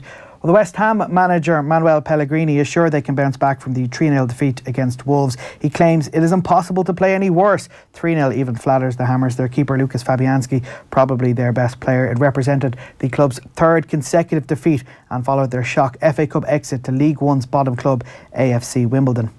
On the pitch tonight, Bournemouth take on Chelsea at the Vitality Stadium, 7:45 kickoff. Elsewhere, Southampton welcome Crystal Palace to St Mary's. Liverpool can extend their lead by beating Leicester City at Anfield from 8. Tottenham go head-to-head with Watford at Wembley. That game also begins at 8 o'clock this evening. Moving to rugby, and CJ Stander is confident that Sean O'Brien will be able to slot into the Ireland team to face England in the Six Nations. The flanker hasn't played for Ireland since the November international. He broke his arm against Argentina then. The Tullow Tank, though, made his long-awaited comeback for Leinster off the bench in the Champions Cup pool game against Wasps. O'Brien played 56 minutes and came through that game okay. Stander has been assessing England's threat, and he is optimistic that the 31-year-old can show his world-class ability once again if selected. The set piece, I think the set piece is a big part of him in the game, and from that they've got good threats at the back as well. I think you've got good runners, powerful runners. I think set piece and the powerful play there. Yeah, he's one of those players who can put on a scrum cap and just jump straight into deep end. I think it was great for him to get 55 minutes, but I think, as I just said, there's a standard expected from all the players here that if you're selected, you're going to give 100% for that jersey, and I think he's a great man to do that if it happens. Now, England's plans for the Six Nations clash with Ireland have been thrown into some disarray with the news that Ben Teo is injured. Manu Tuilagi set to make his first competitive start since 2014 in the Six Nations. The former Leinster man suffered what they're calling a side strain in training on Monday. Tuilagi, whose own career has been hampered by injury, is now set to spearhead England's midfield for what will be his first international start for over 5 years. Owen Farrell had a full training session yesterday, and he has shown no ill effects after a minor hand operation last week. The GAA President, John Horan, has defended the decision to increase ticket prices in an address to Shannon Aaron. Fans and pundits have been critical at the increase in prices for tickets to Allianz League games and the All-Ireland finals. One senator noted that tickets are now more than 33% higher in expense than they were at the height of the Celtic Tiger, but Dublin native Horan said the attendance has marginally increased for the opening round of league games in comparison with 2018, an increase of around 1,000 extra spectators going through the turnstiles around the country. He also claimed that the GAA sold over 3,000 more season tickets compared to this time last year. Now, the Mayo ladies football manager Peter Leahy says he was the victim of outrageous treatment by the Ladies Gaelic Football Association. Leahy made headlines in the summer after 12 players quit his panel. A contingent from Carnacon cited player welfare issues as the reason they walked away. Leahy has told the Irish Independent he had the backing of his colleagues and claims he was privately contacted by almost every other inter-county manager to congratulate him for what he calls toughing it out. The Mayo manager was critical of the LGFA, claiming they shot themselves in the foot by allowing his name to be dragged through the mud. He believes it sends a worrying message to other men involved in the ladies' game. He's quoted as saying in an interview with Michael Verney, there was a huge opportunity for the LGFA to come out and say, we are not going to allow players to slander people without facts. I never got one phone call from the LGFA, which I think is absolutely outrageous. I never got one bit of support. So that it's saying to me and all the other male managers is, you're not female, so we don't care about you, but still they need males to be involved in the organisation. Now, Leahy said he gave his version of events that led to the fallout to the Mayo LGFA in an interview. He claims it was the same account given by a group of players who raised their concerns to the county board. He's quoted as saying, the only difference from what I told the county board and what the players told them was emotion. They were crying telling them. They told them exactly what happened, but they were crying telling them. If we start bringing emotions into Gaelic football, we might as well all pack it in. France have named their team for the Six Nations opener against Wales this weekend, and Maxime Medar starts at fullback. It's Morgan Parra and Camille Lopez at 9 and 10. So you're like, oh yeah, okay, I've seen all this before. And I've also seen this name Ntamack before playing for France, but not in a while. Emile Ntamack's son is the youngest member of any Six Nations squad, and he has been named to start in the centre alongside Wesley Fofana. Uge and Pinot make up the team on the wings. So that is a pretty interesting team. One of those teams that's just going to gel together beautifully in time for Ireland. Yeah, so the French are on the chopping block, and it looks like the two lads at Racing are already kind of being lined up. Do you know, they're interesting tectonic plates that would move in the world of coaching, right? As in, you know, Rog? Exactly. Like, I just wanted to be clear there. That'd be an interesting sudden opening. So, I mean, France doing badly would be good in the long run for Irish rugby. Yeah. And Irish rugby, and immediately. A bad France is good for the Six Nations from our perspective. Short-term gain right there, and then the backlash in Japan against the French. In the quarterfinals? Yeah, like every kind of negative performance from an opposition at the moment, it has to be construed as potential backlash in the World Cup. We have to be some bit Irish and be some bit negative about things. Fair enough. All right. Let's move on. So Board Bia have partnered with Donnacha Ryan and Annalise Murphy to launch their Chicken Make It Your Way campaign, calling on everybody to spread their wings and experiment with new recipes and flavours with chicken. What's your favourite chicken? What chicken dish is your go-to chicken dish? Chicken stir fry. Yeah. What are you putting in it? The usual stir-fry mix that comes from the butchers. Right. Not the vegetable shop? No, the butchers. Okay. The pre-made ones. Owen, are you about to reveal what your favourite chicken dish is? Yeah, McChicken sandwich from McDonald's. That's worse than my Come on! Well, it is chicken fillet roll is good. No, but like... Chicken curry? I'm partial to a good old stir fry. You should look it up and start cooking. No, I do. I cook plenty. Oh, yeah. What chicken do you cook? I'd be a stir-fry man as well. More of a sweet and sour variety guy, though. Chicken curry is really easy. Yeah, I'm not a spice guy, and mild chicken curry just isn't as nice as spicy chicken curry. So you're there, and the mouth is on fire, and you're like, this is really delicious, but I just can't handle it. He's waiting for us to ask him, though. No, I'm not at all. No. Can't show to this bit. Don't get a clip until we get yours. What's your chicken dish? Always look for What's your favourite chicken dish? Sure.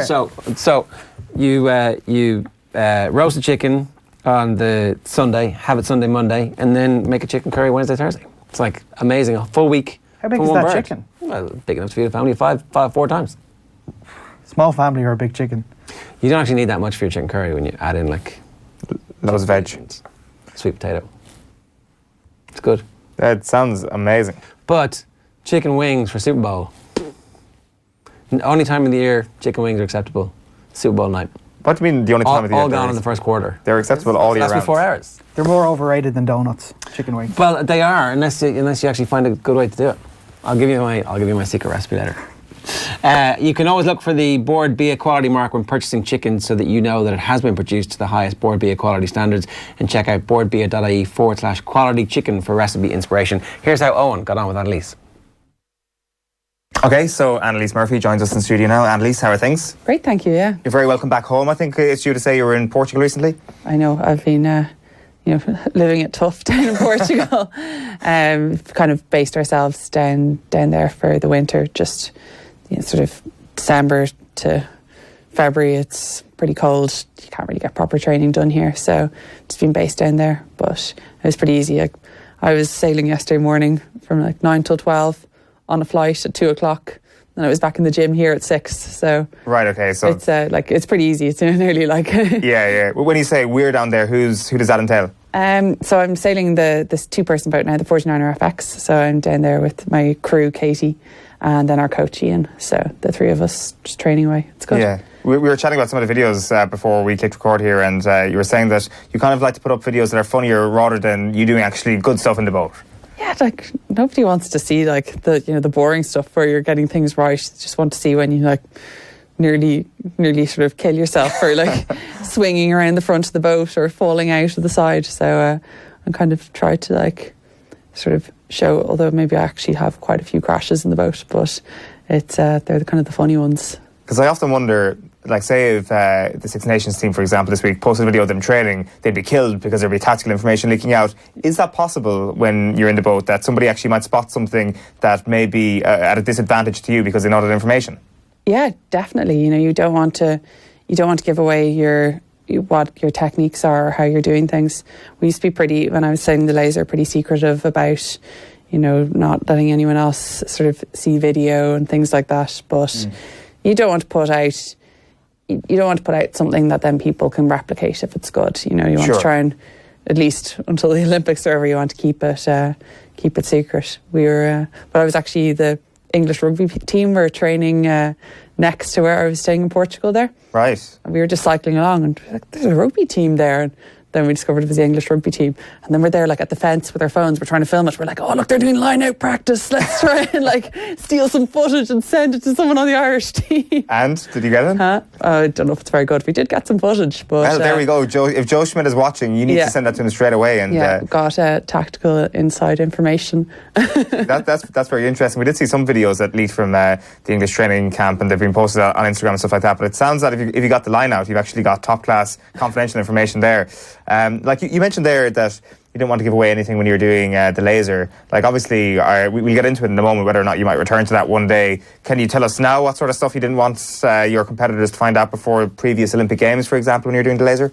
Yeah, mainly, so there's, in sailing, you go upwind, which is when you're going into the wind, and that's more just hard work and not so much technique. But downwind, where you're surfing waves with the wind directly behind you, that's where there's a lot of technique involved, and just didn't really want any of my competitors. I was probably one of the best people downwind in the fleet, and which was something I worked on really hard between London and Rio so that I wouldn't mess it all up again. And that is something that you didn't really want your competitors to be able to study and copy what I was doing. So we were, we tried to be secretive. Like, obviously, there's they can watch races online, or, some coaches would be there filming, sneakily filming. The sort of Chinese team would be quite good at coming out, and there wouldn't be any of the Chinese sailors out, but they'd be there with video cameras, and like the other coaches used to get pretty annoyed. They'd be like, get off the course, stop filming. Right. But it's kind of, a bit of like low-level espionage, I guess. Well, it's a theme in sport at the moment, isn't it? With the Leeds United and their manager getting caught spying, and the Leeds United camp spying on the Derby County team. So obviously you've experienced espionage as well. So is it mostly the Chinese team who spy on you? That was just one situation. But I guess you're always trying to find out what your competitors are up to, and sometimes you want them to know, or like, I always think that people are over either sort of exaggerating how much training they're doing, or doing the opposite, like, pretending that they're not doing any training. It's generally the people that are like, oh yeah, I'm not really training that much. Yeah, they're the ones that are actually training really hard. Well, the ones that are going, oh, I'm training 10 hours a day and then doing this, you're like, they're not training 10 hours a day. Like, you need to sleep. Sounds like a lecture hall before the leaving cert. So is there any particular people, are they in the Irish camp, the people who try to let on they're doing a little bit more, a little bit less than they really are? It depends. I'd probably be one to sometimes let on that I'm doing less than I actually am. Right, okay. It depends. Other than sometimes when I actually am doing a lot of training, complain about how much training I'm doing. Like, I'm so tired. I do want to chat to you about the change, as I say there, from laser radial, because chances are that when it comes to Tokyo, and I know it's a big year when it comes to qualification, it's going to be the 49er FX. So explain to us what the 49er FX is and the difference between that and the laser radial.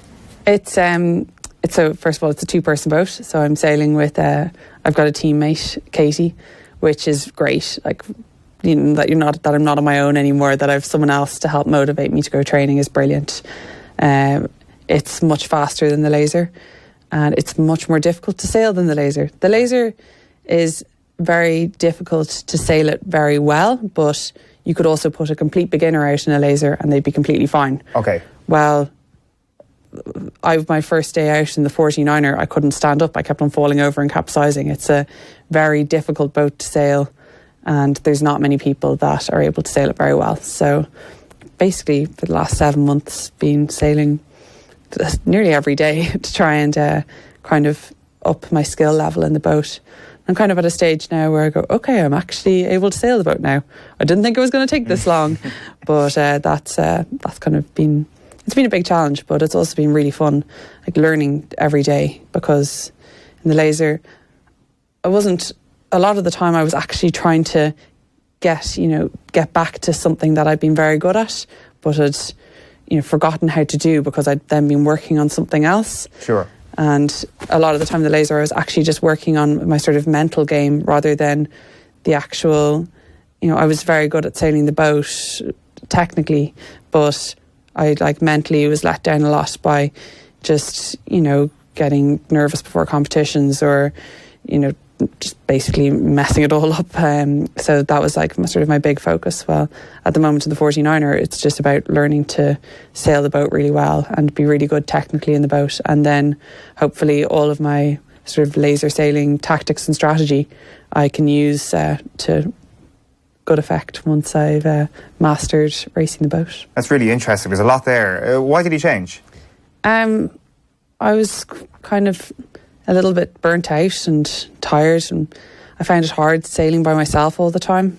Like, there was so much, it was just me by myself, and if I messed up at the end of the day, it was my fault. And like, I'd go training by myself the entire time, and I'd sailed the boat for 10 years, and I'd kind of achieved my lifelong dream, that something that I never thought I'd win an Olympic medal. I dreamt about winning an Olympic medal, but I never thought it would actually happen for me. And I was like, well, it's not going to happen to me. Like, I'm just Annalise sailing a laser. And then, when I actually did manage to make it happen, I was sort of satisfied. I was like, oh, I've done it. Now what? And then I was like, I need a new challenge, something that's going to, push me again to, like, all the things that I had to overcome to win a medal in the laser that I managed to do. I want to try and now overcome loads of hurdles again in this boat. But yeah, it's a big challenge. Yeah, it definitely seems that way. And it seems that it's a whole new mental aspect as well, having somebody there beside you, because it's great to have a teammate sometimes to rely on and will help you out. But there's also downsides to that as well. There's somebody else to blame, and sometimes athletes prefer to have themselves to blame and be in control of everything. How are you finding that? Yeah, it's something that I'm learning a lot about myself. I didn't realise that I'm actually quite selfish and very controlling. And I didn't realise this because I was always by myself. And now I've got someone else in my team that's an equal part of the team as I am. And I have to realise that I can't just do everything myself. And even if I can do everything myself, I still have to ask Katie, would you help me with this? Because then she feels like she's included in the process. Well, before it wouldn't even occur to me. I'm like, well, I'll just do it because I can. And it's so those kinds of things. And realising, there's other people in the world apart from yourself, which is when you're in kind of high level individual sport, everything does become about you a bit. But then I realised, I'm like, oh, am I a really horrible person, actually? Because I just without realising it, I'd always kind of bring the conversation back to myself and my training rather than what other people are up to. And it's like, I've since started sailing with Katie, I've realised actually there are other people in the world, and there's other people to be worried about. And so I'm really enjoying it. But it's a big challenge, So you started to think more about other people than at any other point, really, in your sailing career. Is that fair to say? Yeah, I think so. That's incredible, isn't it? Yeah. That's obviously to be as successful as you have been, you have to have that level of selfishness. I don't think anybody can be, but I'd suspect if you asked many people in team sports how selfish they are, I'd say they would say they're pretty selfish as well, because you've got to look after yourself, you've got to focus on your own goals, and ultimately working with a teammate is making yourself successful as well. So I guess you kind of need that still, that selfishness. I've probably just moved one level up, I'm now gone from being just completely selfish to a tiny bit less. The other thing I wanted to ask you about, one of the first things you mentioned there was the idea of nerves with regards to the laser radial, because it seems to me that from your perspective it's a rather simple technical race from the expertise you've built up, whereas your mental space is in a very different position. And I guess there's kind of a psychoanalysis to be done here, but do you feel that you'll be able to perform better at an elite level, say if you got to Tokyo, because you're thinking about what you're actually doing rather than thinking about how you can actually mess up? Is that something that may arrive and actually help you in the long run? I'm hoping that first of all, because I'm having so much fun sailing the boat, it's really fun to sail. The laser isn't that much fun to sail, so I'm hoping that alone, just the enjoyment that you get out of racing it. And that's what a lot of competitors will be saying in the 40. They say even a bad day in a 49er is still a fun day sailing. Sure. Well, a bad day in a laser was not a fun day sailing. But I'm kind of hoping by the time we get around to Tokyo that we'll be in such a good place, technically in the boat, that it will actually be just about the strategy, racing the boat well, and also, sort of having two brains is better than one, that all the decisions won't just be on me. It'll be Katie will be able to help me make those decisions on the race course. And it's, I don't know. It's probably still going to be, when we get to that point, it's like there's going to be pressure and stress, but it wouldn't be the Olympics or high performance without it, would it? And I guess that's what I wanted to ask you as well. How are we looking from an Irish fleet perspective in terms of qualification for Tokyo? I know obviously we had Aarhus last year, which from what I could gather was good for the development of the future of Irish sailing rather than actually nailing down Olympic spots. Yeah, we haven't qualified anyone yet for the Olympics in sailing, which is we've always done quite well at qualifying people in the first round of qualification in sailing. So there's sort of a big step up for some of the younger athletes coming through to get that qualification standard, and for Katie and myself in the 49er to qualify. But it is exciting as well because it's a really young generation of athletes. Like, when I was in London, they were only kids, and now they're coming through and they're trying to get to the Olympics. So, hopefully they're all going to qualify, and then, get to Tokyo, get, really good Olympic experience, and then by 2024 be medal contenders. That would be kind of, sort of, that would be the dream for Irish sailing, I think, anyway. Sure. And when do you know yourself whether or not Tokyo's definitely going to happen? Well, I have to try and qualify in New Zealand in December. December, right. And that's, hopefully we'll nail down qualification there, and then we can just focus on Tokyo. But if for some reason we didn't, we'd have another opportunity in April 2020 to qualify. That'd be a bit stressful because there's not much time between then and the Olympics. But we're just hoping everything will, smooth sailing, through qualification and get that done, and then, sort of look at, what we have to do to be at the best sort of shape in Tokyo. Good stuff. Well, best of luck for the year ahead. It sounds like it's exciting times and challenging times. Annalise Murphy, thank you very much. Thank you for having me. Yeah, so Annalise Murphy talking with... did you talk chicken with her?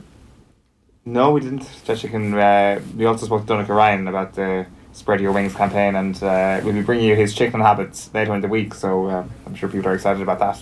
All right, here's moving on to rugby. We're going to talk about Robbie Henshaw in a minute. Here's Joey Carberry talking about whether he's talked to Johnny Sexton about their Thomond Park altercation.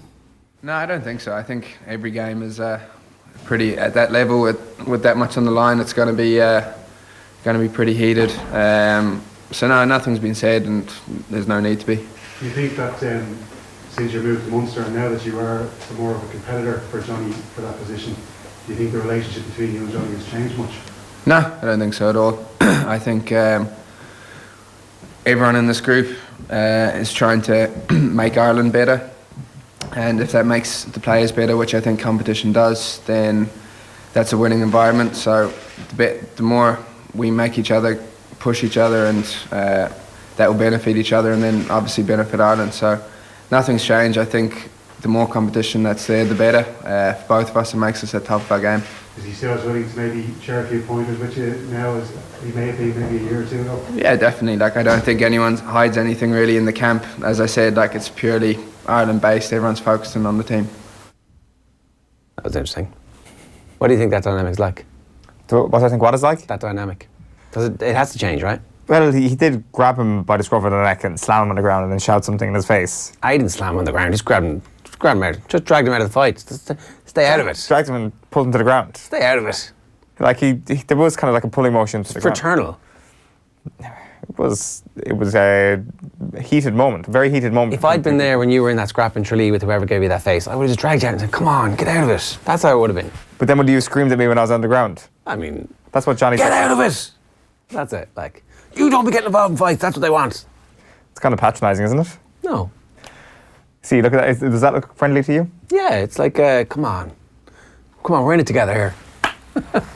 I was watching the America's game where the Patriots win their first Super Bowl, where Tom Brady takes over from Drew Bledsoe, and it's Bledsoe's team, right? So he's the franchise quarterback. I signed a 10-year contract that off-season, and this kid comes in and is grand for a while and then gets quite good, and then Belichick names him the starter. He perforated lung, massive internal bleeding, lost loads of blood was the injury that Bledsoe suffered. And there's this old bullshit in the NFL. It's like, oh, you can't, if you're the quarterback, you can't lose your position because of injury. But it happens all the time. It's like this kind of nonsense truism that they have. But when it's announced, Bledsoe, there's the normal, I'm going to show up and do my team. It's like, I'm really looking forward to getting back to compete for my job, was how he phrased it. The first day he got told he was dropped. Are you angry, upset? Next question, it was like, what can you do now? It's like, I'm really looking forward to getting back to competing for my job, was how. What if, Well, was Drew Bledsoe the best player in the NFL? Because Johnny Sexton is the best rugby player in the world. Yeah, he is. But what if Joey Carber's the best ever? Well, there is that. All Johnny Sexton has won so far is 2018. She's won nothing yet, as he'd probably say. Sure, I'm only the best player in the world for 1 year, not for all time. No, that was for last year. For last year as well, New year, new game. Yeah. New Joey Carberry. New rules. New Joey Carberry is 2019 has been unbelievable. He's been the best Champions Cup player in the year 2019. I know we've only had 2 rounds, but he's been outstanding. So yeah, new year, new rules. I thought that was just really interesting to see that dynamic. Brady obviously is doing this a couple of years later, so he's like, we were really good friends, and he helped me out. And there are bits where eventually Bledsoe calms down a bit, and then Bledsoe gets his moment in the AFC Championship game where he has to come in. Brady gets injured, and then Brady's fine for the Super Bowl. So Bledsoe gets his moment back, and then they trade him to the Buffalo Bills. Well, what's the rugby equivalent of getting traded to the Buffalo Bills? Treviso. It's like, you're going to, or maybe Romania. I don't know. It's like if there's a professional team. NSA STM in Siberia is the Buffalo Bills exactly. of rugby. Like that's obviously never going to happen. The opportunity will be afforded to Joey Carberry though. At some point, you suspect over the next 5 Test matches. The thing is it going to be Italy? Or is it going to be Italy and France? Or is it going to be Italy and Scotland maybe? I think the first 2 rounds Sexton starts, and it depends where we're at that point. It is a strange thing to do though, if you win your first 2 games and you're in pole position to actually say we're going to change it up now. It would be an admission from Joe Schmidt that this is for a rotation policy. To be fair, if Joey Carberry starts ahead of Johnny Sexton in any game, I don't think anybody would actually make an argument that the pecking order might have changed. It will always be for rotation. It hasn't changed, but certainly it would be. It'd be interesting to see what would happen if Carberry starts a big game. As in terms of just the dynamics. Yeah. It is a hugely different dynamic to starting for Munster, obviously. So, and let's move on, because the other big thing that we talked about yesterday on the show, Alan Quinlan was in, Rory O'Connor had mentioned in his piece, just a line that Henshaw had started in the training matches at fullback, and that he was being looked at there. And then today the Irish Times have it that he might start at fullback for Ireland this weekend, and it makes a lot of sense. It makes a huge heap of sense that you have this real core of strength at the moment in your centres. It feels like Gary Ringrose has the 13 position nailed down, and so then it's effectively 3 into 1, but it's not really 3 into 1 because it doesn't look like he thinks of Chris Farrell just yet as a 12, so it's really 2 into 1. And are you going to drop Robbie Henshaw? You can't. But you can't put Robbie Henshaw, you can't put Bundy Aki on the bench because he doesn't cover any other positions. So good point. Then you've got to put Robbie Henshaw on the bench, and you're not, like, he loves Robbie Henshaw. He absolutely loves Robbie Henshaw. The thing is, he's dropping Bundy Aki though, isn't he? No. As in, if somebody, Bundy Aki was the last person to play in Ireland's last game, Joe Schmidt's last game. Bundy Aki has the jersey, to use that phrase. So it's Robbie Henshaw who has to have played himself back into the team. Yeah. And he hasn't played that much for Leinster. And I know I was saying last week that there's no question that it has to be Henshaw and Ringrose if you're picking your 2 best midfielders. But certainly kind of reading different opinions and listening to different opinions over the last week, my views changed on that a lot more. And say if Rob Kearney was the best player in the world right now and had 15 jersey nailed down, I would be a lot less sure of my opinion last week that Robbie Henshaw is definitely going to start over Bundy Aki. In fact, I think it's a very, very close call. But is Robbie Henshaw at the moment in a better place than Rob Kearney? I think potentially there is an argument to be made there. And you want to get your best players on the pitch at all times. And we haven't seen Robbie Henshaw actually play here in an Irish jersey before. He played in a Pro 14 game for Leinster in October, which I wasn't watching, but he's obviously got experience there. The thing is, though, Rob Kearney over the last 12 months in an Ireland jersey has been sublime. Do we automatically forget that? No, and so I don't think that's what's happening. I think that Kearney's fitness isn't just right, and he's looking at the makeup of the 31 in the World Cup squad. Can he bring those 4 centres and Will Addison? Is that what's happening? Well, the thing is, or does he need Addison and Conway? So this decision gives him flexibility and puts pressure on Addison and Conway. If you're going to try Robbie Henshaw out of full-back at any point, you've probably got to do it this weekend because Rob Kearney isn't back to his best. In terms of actually him nailing down the 15 jersey, if Rob Kearney is fit going into the World Cup, I think that's a big ask, isn't it? I don't think that. I think exactly. I think that at that point, Rob Kearney plays himself back into fitness and form, right? And probably will do over the course of the Six Nations, judging from everything we know, then I would still say that Kearney is his first choice fullback. But now he has somebody who he really trusts and really rates and has the opportunity to get on the field. Or he can put Robbie Henshaw on the bench and say, look, at the moment Bundy's my 12 or Chris Farrell is my 12, but you are my cover for every other position that I have in the back line. And it's like, when you come on, our team is going to get even better. Yeah, it's true. The thing is, taking this weekend on its own merits, what do you then do? Do you play Rob Kearney on the bench? No. So Kearney. We're assuming Kearney's going to be out of the matchday squad. Yeah, because of versatility. Let's assume that the selection that is mooted in the Times is correct, and 15 is going to be Robbie Henshaw. Then the rest of the team picks itself. It's Stockdale and Earls. Yeah. And it's Bundy and Ringrose, and 9 and 10 is exactly what you would expect it to be. So at that point, who's your 23? At that point, it's Conway, Larmour, or Addison. It's Cooney. Who else?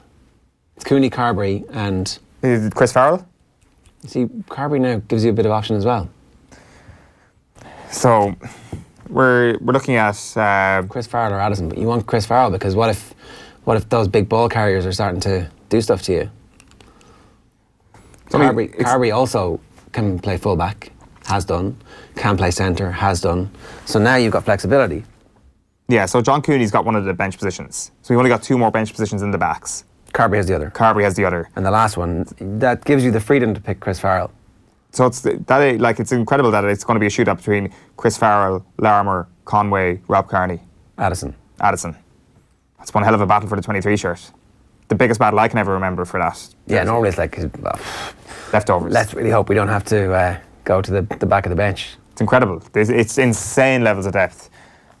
Like there's no way you can really kind of risk anything else. So like the 16 to 20 is obviously going to be all people in those specialist positions. So 3 jerseys, and Cooney and Carberry seem to have 2 of them. Yeah, what I don't have a clue about is the step up from playing in top 14 game to the Six Nations against England. I mean, it's obviously massive. But what is that step up for Robbie Henshaw? Is it just like, well, it's just doing my job. I just do my job. And I know what that job is because I've studied it for so long. Is it actually really easy for them, or is it incredibly difficult? Yeah, and the other thing as well is back 3, and this is probably just a small point, a back 3 from 3 different provinces. So you've got Stockdale, Earls, and that's always the way it's been, but it's kind of hammered down by the fact that these guys really haven't played with each other before in a back 3. Now, Kearney was different because Kearney, Stockdale and Earls built that up over the weeks and months over the last 12 months or so, but it's kind of hammered down by the fact that Henshaw is now the central hub between Earls and Stockdale. I don't think that makes too much of a difference, to be quite honest, but maybe just another one to note. Yeah, okay. What do you want to see? What do I want to see? Yeah. From an excitement point of view in terms of intrigue, I want to see Robbie Henshaw fullback. I think if Rob Kearney is 80% fit, and I think that's a big if, I think you start Rob Kearney. It's England. The idea that we can actually have the luxury of rotating voluntarily, I don't think is a smart idea, and Joe Schmidt is not thinking that way. It just makes sense if Rob Kearney isn't close to full fitness that we come up with a different idea, and I think that should be taken then as an opportunity to try Robbie Henshaw there because he's an outstanding rugby player, not because he might be outstanding in this position. I've got a very good feeling that he would do very, very well. The thing is, what we do know is that Rob Kearney has played at fullback all his life and is bloody brilliant. So if he's close to full fitness, you've got to start Rob Kearney. Yeah, and I'd say that's what the case will be when it comes to the big matches in the World Cup, right? Probably come to Murrayfield as well. I just think maybe it's a week too soon. Yeah, so you think he will start Henshaw now that you've seen this? Yeah, my thought, what I want to see is different to what I think we'll see. What I think we'll see is Henshaw 15, Aki and Ringrose in midfield, and then the rest of the back line picks itself as we've established. Josh van der Fleer as well at 7 is kind of the other big question mark around the team. So Jordan Larmour's not getting near your team at the moment? Not in the team at the moment. It's so weird, isn't it? It's been through no fault of his own. He's got himself into more of a battle to get into the Ireland squad. that we all wanted to see him make the 23 last year, whereas now, like, I'm a big Will Addison fan, obviously big Andrew Conway fan as well, but I'm looking at Addison at the 23 jersey and I'm like, I'd like to look at him there. All right, let's move on to the Women's Six Nations. Will O'Callaghan yesterday spoke with Ireland's Aoife McDermott ahead of the Six Nations. Their game kicks off on Friday evening. To hear about her own journey, have a listen.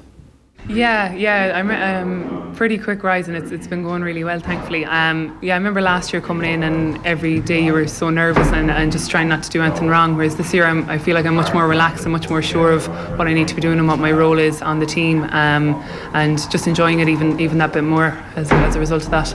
Does that extra bit of responsibility help your game as well? Because in the November internationals you were there calling line-outs, which I'm sure 6 months before you might have been a bit sheepish to do. Absolutely, I would have dreaded the thought 6 months before that, whereas I really enjoyed it in November and I'm very excited about doing it again, and having that responsibility on Friday night. I do enjoy it. It comes with a lot of extra work and a lot of extra video work and prep and stuff like that, and ensuring that the girls know their roles, which they're very good and always do. But really enjoying it and really enjoying the leadership role, yeah. When it comes to transferable skills, were there some of the basketball skills that actually helped you out in rugby, or was it a big adjustment? No, definitely skills are very transferable. Footwork, going into contact, basketball's all about footwork, your handling. I was able to kind of grasp the idea of passing the oval ball a bit easier, and then in terms of like lineouts, an inbounds play in basketball is all like a set play where it's diversions and dummies and things like that, which is essentially similar to a lineout. So definitely loads of the skills in basketball were very transferable.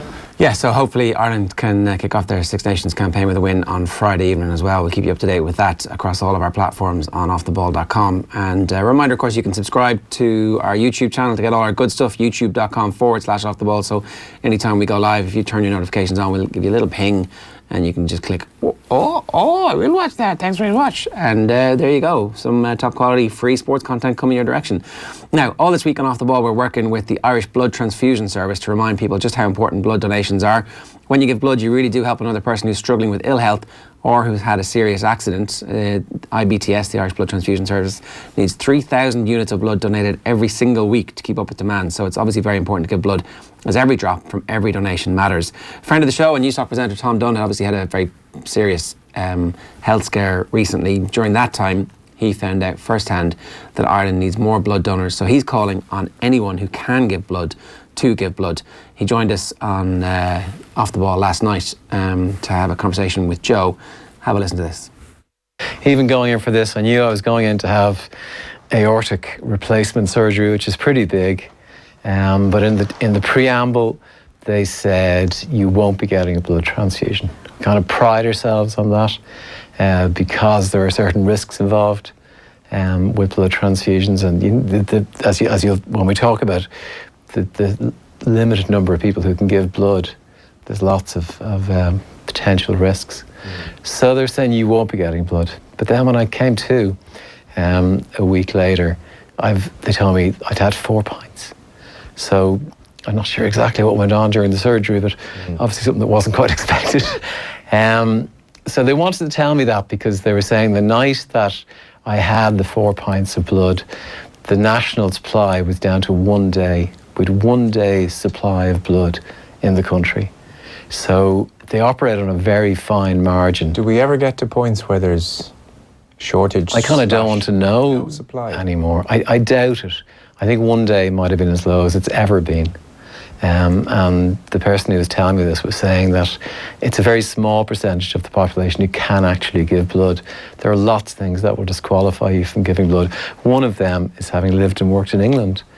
There's an awful lot of Irish people who've lived and worked in England. So it's kind of more important that those who can give blood do so.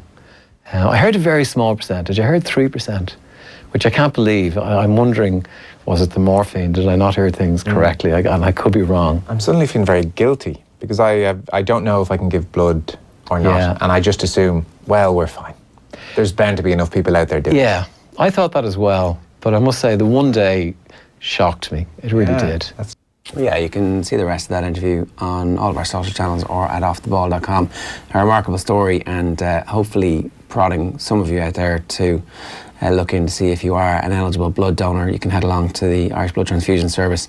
You can check out their website as well, and we'll be following that up in the days and weeks to come. Now, tonight on Off the Ball, it's Wednesday Night Rugby, the football show. Obviously, the Wednesday Night Rugby before the kick-off of the Six Nations is always like, ooh, this is all getting very real now. Start of the Six Nations. A tournament we expect to win. How cocky are we? Is it expectancy or just kind of being able to see the future? Us holding... we'll be holding 2 trophies at the end of it. It would be championship and triple. Oh, we get a Millennium Trophy when we beat England in Dublin.